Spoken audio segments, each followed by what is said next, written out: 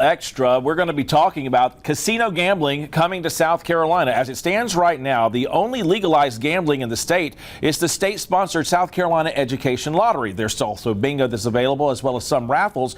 But there's a measure right now, the bill that's going through the South Carolina House of Representatives, that will actually put the ability for South Carolina to open up casino gaming in the state. Joining us for this to the Capitol Extra is House Minority Leader Todd Rutherford from right here in Richland County. Thanks so much for being here. Thank you for having me. We have an opportunity that exists right now to bring casino gaming into South Carolina. You've got some who are for it, you've got some who are against it, but what's the reason for having something like casino gaming as an option that we even want to consider in South Carolina? Well, anybody that's grown up in South Carolina has always faced off with people that said, why don't we have casinos here? One of the most beautiful states in the country, one of the most beautiful places in the world.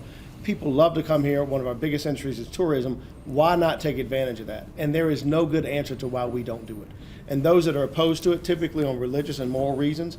And I've told them over the years, if you don't like it so much, stop letting your church buses be used to take people to the casinos in Cherokee, because that's what we currently do. Stop letting more than $100 million in our lottery funds go to our religious schools and institutions in this state.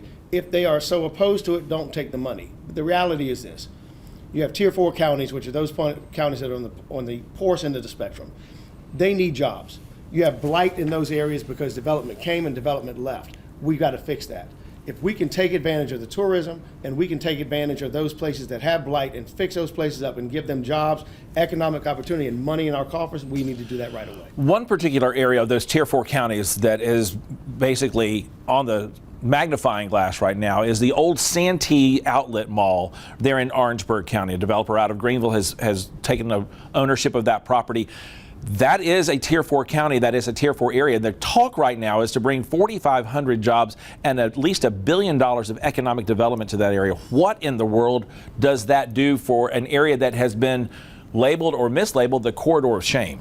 That would be a game changer. And there is no doubt that that would be a game changer. When you're talking about that many jobs in that area, and it was labeled the corridor of shame because it was last in education, it was last in everything that was good and first in everything that was bad. Healthcare, all those things that we desperately need in South Carolina to take care of.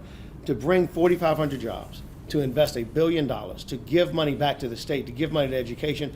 I don't know how we didn't do that years ago, but it is certainly something that we need to look at, and the state is going to look at as we speak. So, speaking from the other party's perspective on this, one of the big things that has been a draw for this particular issue is the fact that the developers who are looking to do a casino there at the old Santee Outlet Mall are looking to do $1 billion of private investment and not ask the state of South Carolina for a dime. Right. That is completely different than what we have seen from other economic development. So what does that mean in how this gets sold to what could be a conservative and oppositional majority in the Republican Party? What it means is that South Carolina is not risking anything financially.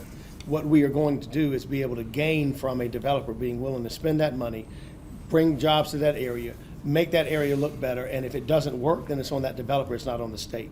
But through our licensing, through the way that that bill is structured, to be able to gain almost $75 million, 4,500 jobs, changing education, changing the unemployment rate, changing a number of things in that area that are currently bad and making them good. So there was an announcement this past week where we were talking about reducing the state income tax to 3.99%. We're currently drifting down to 6% based upon the budget for this year. That being the case, there's money that's going to have to go in to replace that. What does a casino or this type of gaming bring to the state of South Carolina? Can that balance it out? What can that do?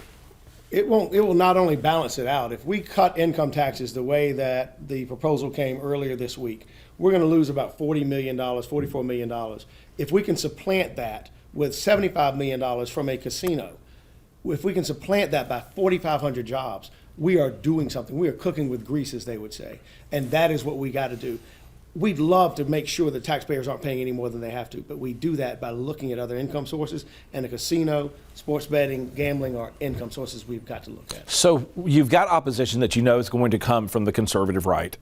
What's the answer to that question when they say, well, we've got a moral opposition to this, when polling has actually shown nearly 6 in 10 regular churchgoers actually have support for the casino? What's the answer? You know, it's the same objections that we heard to the lottery. When I was here, when I got elected in 1998, we were dealing with that in the same opposition, and you don't hear that opposition anymore because you see the scholarships it provides. You see what it has done to our in-state institutions. And again, over $100 million going to religious schools in this state, money that they have never turned down and said that they didn't want. This is an opportunity for South Carolina. It's an industry and an idea whose time has come because the rest of the country has already gone there. Almost every other state in the country has some type of gambling. We do in South Carolina, but it's only run by the government. We've got to stop that. And so in that particular case, is that a real pushback that you're going to be able to argue then with your Republican colleagues? It's a pushback. I don't know that it's going to be successful. There are people that are going to be sticks in the mud and just feel like they've got the right idea and they're not going to bend or yield on that, although they watch their church members go up to Cherokee and gamble there. I don't know why that money can't be kept here in South Carolina.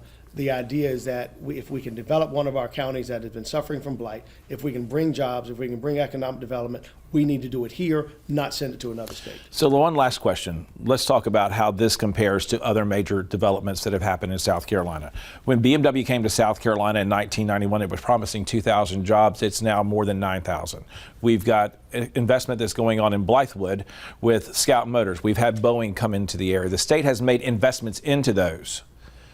Is this the same type of BMW for this region? Could it have the long-term impact? I would actually answer that question and say no, because South Carolina doesn't have as much at risk as it did in those.